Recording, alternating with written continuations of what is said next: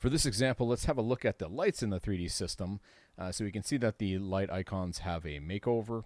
We have some nice on-screen controls, like we have the cone angle that we can interactively use directly on screen, as well as the softness.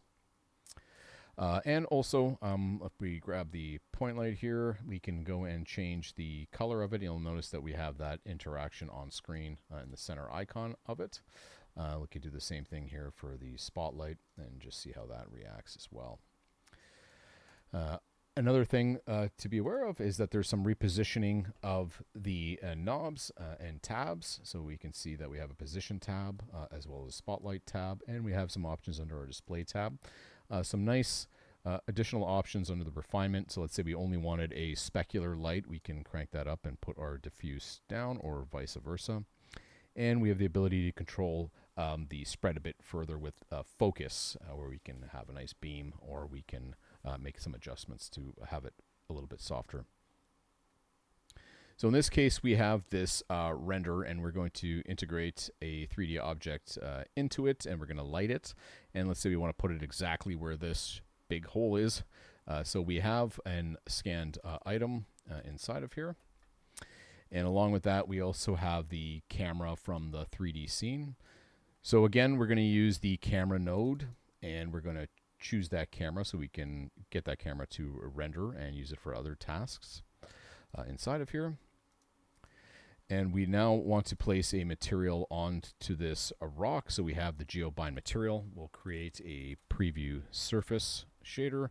We'll plug that in, and let's look through that. And then we'll also place our texture for that stone into the diffuse.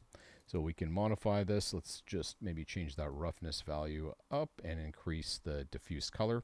So now we have the texture for the stone. So now we can go in, and maybe we're going to create a direct light and place it into our geoscene. Let's go ahead and move that light into position. So we'll just bring it over here. We want to match what's happening with the actual lighting in the render.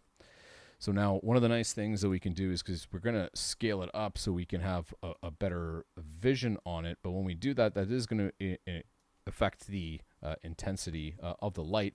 So we can normalize it as well.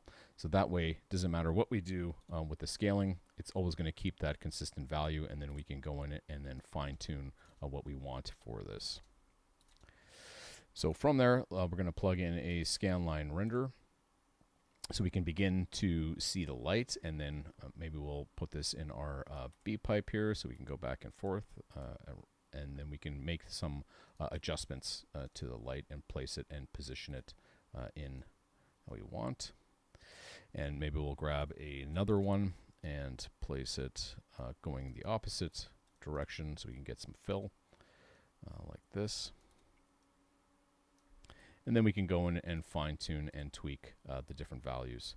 So let's go in and maybe make this 0.2. We want to change the position rotation of this as well. And let's place it on top of our image. So actually I will create a new comp viewer and split this up so I can see a bit better. And plug that into our viewer. So this is a nice interactive way that we can bring in, which normally the scan geometry would be quite dense to work with inside of the 3D system, but I can get some nice interactivity. I have now control with the lights where I can go in and begin to adjust and make any modifications that I need to help me integrate this into the scene. So we have the example where it is realized here. So if we see, walk through the steps of this,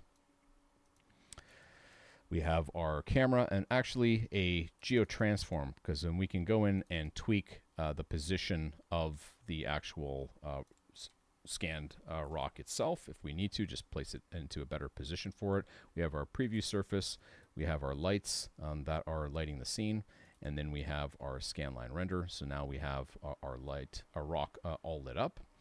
And then we can begin to integrate it into our scene and make any tweaks and adjustments that are necessary.